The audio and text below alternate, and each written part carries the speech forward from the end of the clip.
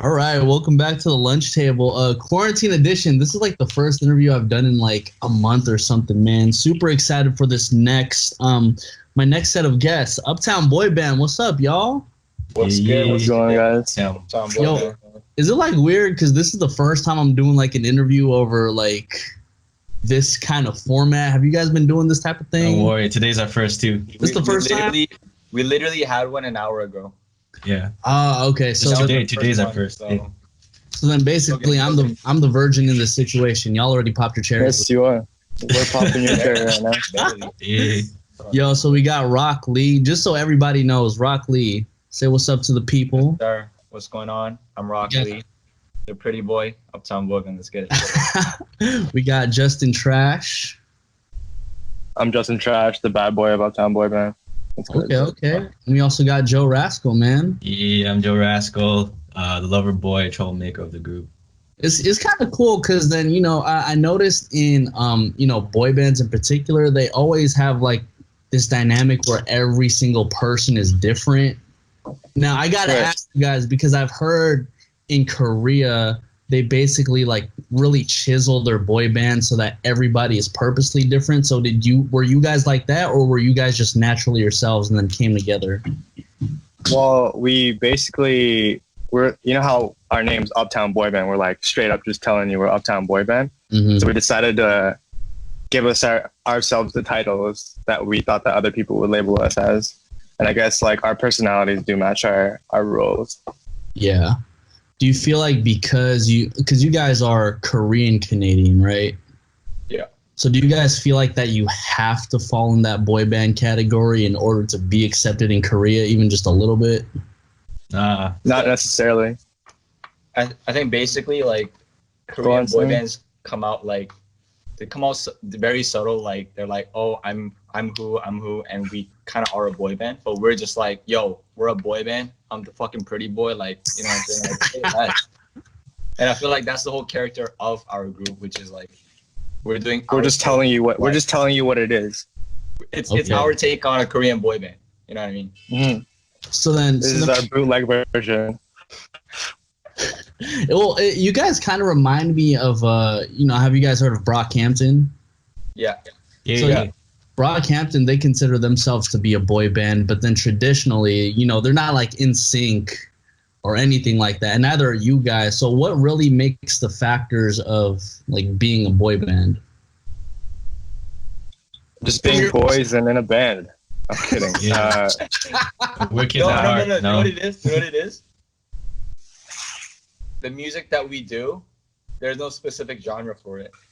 We make all types of music. And I feel like that's like a strong characteristic of what boy bands they make, you know what I mean? Yeah. Well, you see that example in our first two releases, like Roller Girl and Blackpink. We're very versatile. We got pop and trap. So just like, and we have this album called Club UBB coming out where we have Heartthrob and Heartbreak. It's two sides. Part A is Heartthrob. It's more like pop and all that. And then we have Heartbreak, which is the trap side and more dark, and we're just very versatile in that way. Yeah, I noticed that right off the bat because, Roller Girl is a lot more simpy, and then once you get to like Blackpink, hella hard. I'm like, dude, what the hell is going on right now? You guys are... And then, I even peeped on you guys' Instagram for Read My Mind. Like, it's a little bit more tropical. Mm-hmm. So it's like, how do you guys even like go in the studio and just like, yo, we're going to make like some tropical music today, or like, yo, we're going to make like some simpy music today? Like, because it seems like your guys' your genre spectrum is just so wide. Hey man, let's take out that word simp. I love it. Well, conceptually, I think like whenever we're in a studio, we'll have like kind of like a common mood, and we won't be like, oh, let's do like a simpy song, whatever. We'll just do like, oh, like, are you guys feeling trap? Like, what kind of mood are you in? And then we'll build off that. And then the beat will just kind of like find us. We'll just go through whatever pack that our homies send. And then, like we just vibe off each other every time we're in the studio. Okay. Yeah, I think a lot of the times the beat might hit, you know what I mean? And then we're just like, we planned on writing something more melodic, but then the beat hits. So we're just like, yo, we gotta lay something down here, you know what I mean? So very I would say. Yeah, what he said. Now, are you guys also working like are all of you producing the record, or do you have somebody else producing your records? The only production we do is just like lay down our vocals and like track our things. What he does, I mean, Rock Lee does. Sorry, I released a guppy, but Rock Lee actually does the mixing. Shit, we're gonna have to bleep that. Yo, we gotta bleep that shit out, okay? Yo, who said that? I don't know who that is. I got you. Yo, Yeah, we Rock, said it in the second half. Anyways. So what we do? What was the question again? I got fucking sidetracked. Let me finish. So About producing. So we write songs and we perform vocals. I also take part in the mixing side, which is the engineering side of all the tracks that we make. Yes. So, Right. it's really cool because you guys are. It seems like you guys are very in-house. Then you guys can keep basically all your royalties. Good stuff like that. So far, Pretty much. Pretty much, yeah. Yo, Rock, I do gotta ask you though. Is your name inspired by Naruto? Yo, long story short, Search I used about to it. dance in high school, and I had a bowl cut, and like, yo, listen, no, listen, and you know, dancers, they always go like rock something rock, like baby rock, like look. Yeah. So they're just like, yo, you look like Rock Lee, like Rock, yo, let's do Rock Lee, and I was like, all right, bro, I'm Rock Lee, that's it. Okay. Like you weren't running around school with like weights on your legs or anything, huh? I mean, I would have if I known about it. But Fuck no. Justin, how'd you get your name? I actually had like so many other fucking names, and then they were all really like complex. Like I was just trying to be like cool and sick, and then I finally used my middle name, and then the way I was feeling that day, and then I was like, I'm Justin Trash, and then now I curse myself, and when people call out to me, they're like trashy, trash, and I'm like, yeah. So it's like, yeah, I pretty much, yeah. But then it's like I own the word now, you know, like just like the way we're. I like that, man. And Joe, what about you, man? Yeah, I grew up with my parents calling me they call me Kegujangi, which in Korean means like rascal. Okay. So they always call me like a little Kegujangi. So like, I was with Rock actually. We're just walking on the street one day, and I was like, yo. I just made my first track on SoundCloud with Rock. I was like, yo, what should I name myself? And I came up with some like that shit like Toronto Rascal or some shit like that. And then Rock's like, nah, just do Joe. And I'm like, all right, Joe Rascal. And then that's how it came about. So then how did you three end up meeting? So I went to high school with Joe. Okay. Yeah, so me and Rock went to high school together. Yeah, so I've known him since high school. We started making music, and then we met like the homegirl, and then she knew Justin, and then she just arranged like a meeting one time. We met, and then we just clicked, and then we were just like, yo, let's do this shit, you know? We literally popped like a bottle of soju on the first day, like you, Justin, and Rock, and we just like, you know, Can I just say that's some very Korean shit, popping soju to celebrate? And we just clicked on the first day. So then how'd you guys meet Justin? So basically I'm a dual citizen. I'm American and Canadian. And then I moved back to Canada. Like I got in trouble at the place I was in the States, and then I went to Whitby, and then I went to London, Ontario, and then I moved back to Toronto because that's where I was born. And then I met this girl. Like this girl approached me because she said I reminded her of another Korean artist. And then she said, I know some Korean dudes. You want to fucking link up with them? And I was like, sure. Bro, I'm hoping she didn't like link you up for the sole base that all of you are Korean. Pretty much. Well, the thing was, she would pitch me a bunch of Korean artists that she knew. Mm-hmm. And she's like, oh, these guys are Korean, these guys. And I always listen to all of them. And then I listened to Joe's and Rock's song. And I was like, I want to meet these guys. Okay. No, but she's family, so it's all good. Like, yeah, she's family. Yeah. So, I got to ask you guys because, I want to say within the past 2-3 years, we've been seeing a resurgence of like a whole bunch of Asian artists just making their scene, right? We've had people from like, Joji or even like Rich Brian and Nicki and all of them like doing their thing. Like how much do you guys really play the Asian card when it comes to music?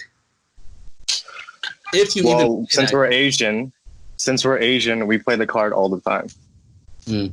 You get what I'm saying? Like growing up, we were kind of ashamed to be Asian. There's a lot of like conflicts that you get from being a Korean person or an Asian person in the Western world. And then growing up and then finding yourself and really embracing that Asian side, it's like, it's a pride thing. And I'm like, fuck yeah, we're going to be playing that card like every minute of the day. Yeah, I think it's super important. Just like what Justin said, it's like growing up is very confusing because just, like 10 years ago, we didn't have a lot of Asian American artists making songs, doing well, honestly. So it's very confusing because even if you want to do music, you have really nobody to look up to. Yeah. But now with just like the culture growing, a lot of Asian artists doing well in America and just like worldwide, we just really learn to embrace it. And we know that we have stuff that only we can do as Asian people. Mm. You know what I'm saying? So, I love it, I'm just embracing everything. What do you mean by that though? Like from your perspective, like what are some stuff that only like we as Asian people can do when it comes to music? Basically racking up all the fans in Asia, like China, Japan. That's what I'm talking about. Like, you know what I'm saying? And then like real shit though. We're just automatically international. Because That's cool. Just from our faces. K-pop is doing worldwide. Perception really changed. Now you see Western artists trying to collab with K-pop artists. Yeah. You know what I mean? It's different now because they know that they need that fan base and that connection to sell tickets in Asia. Mm-hmm. Yeah, and I honestly feel like, and this is just from my perspective for the times where I have been back to like the Philippines, for example, but I feel like people in Asia, they're a lot more receptive to newer music, whereas like Western thought, it's like we're just so used to like the same type that if it doesn't sound like that, like we kind of block everything out. Right. So that's why we do make a lot of music that would relate to both areas. Like there's like the new sound that the Korean crowd would definitely be like, okay, this is something brand new, but we're definitely into it. Whereas the Western side, we're still keeping it true to home, but giving it that sprinkle of K-pop or sprinkle of that Korean flavor that we have. Yeah. So let me ask you this, like, is your type of music, which I would consider like, it's like a mixture between like hip hop and trap and like R&B, like how is that type of music perceived like in Korea? Because I know in Canada y'all are good, but it's like I don't know what it's like over there when your music is perceived in Korea.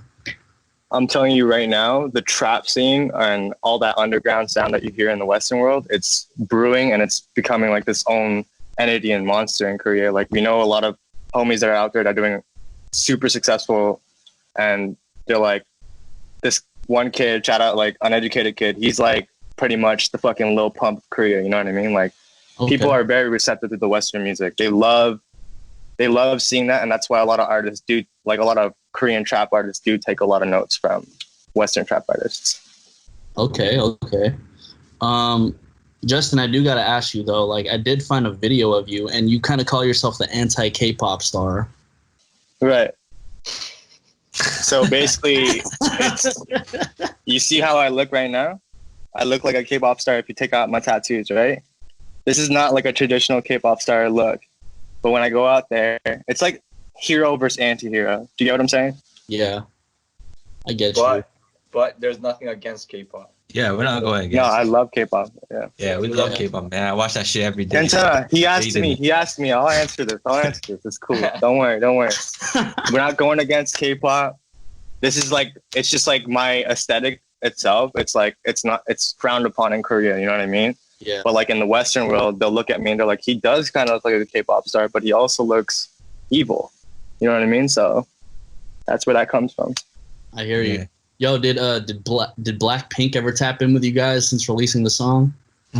Low key, I think they blocked us from like showing up on the page on YouTube page.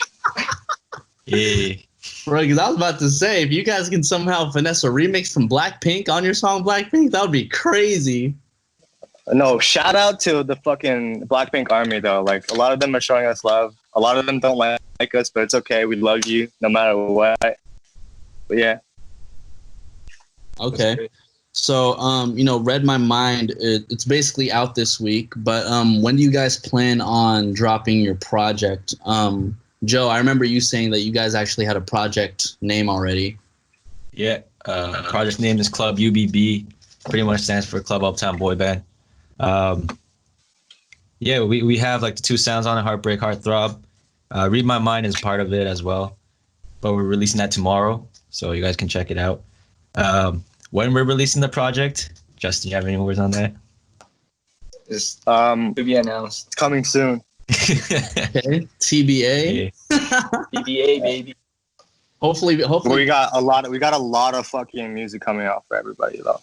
But the thing is, even though it's TBA, it's not like we're just not putting stuff out. We're putting stuff out constantly. But Yeah. we're trying to find the right timing to put out the full project itself. Hey, so I do got to ask you guys, since we are in quarantine, like, how are you guys recording? Are you guys recording in the same studio 6 feet apart, or are you guys like recording separately and then sending the tracks over? What y'all doing? We're recording ourselves and then like sharing the audio and stuff like that. We're also like keeping busy with like, like making music, making solo music as well. Like Rockley has a bunch of great music that's out on SoundCloud. We're working on starting the second album that's coming as well, but obviously we don't even know if we should even announce that. Bro, but, second album before the first album even. And are you guys? But like shit, we have 60 albums planned, so get ready. Yeah, but Nico, if you know any barbers or hairstylists out there, we need a haircut, man. Oh my god, bro. Oh, I got you guys. What fucked me up though is that my barber's mom or something ended up getting corona, so I'm just like, I gotta wait too, bro. Damn, that's crazy. Damn. Oh yeah, when was the last time y'all got a haircut, man? I don't even remember now. It's like they're just looking out my window every day, 5-6 weeks. I don't even remember, man. That's crazy. Shit, I'm good. Okay. Hey, so I saw you guys. It's like a mutual following. You guys follow my boy Late Lee, and vice versa. You guys got anything with him? We have a couple of things in the works with Lately. We also have some stuff with Swim Coach. Swim Coach, you guys are tapped in, man. Yes, sir. Come on, we're not playing around. Like, hey, are you guys coming back to LA once all this is done? Hell yeah. We were actually supposed to go for a writing session, but obviously, given the circumstances, we can't really go anywhere. But soon, and we'll tap in with you, bro. Got you, man. We're literally gonna have to go around K-Town, get some K barbecue, and get drunk off soju, man. Bro, I'm down. Fuck yeah. Well, thank you guys, man. I really appreciate your guys' time, and stay safe. Don't go out. You too, brother. You too, brother. Thanks for having us, Nico. Thanks for having us, man.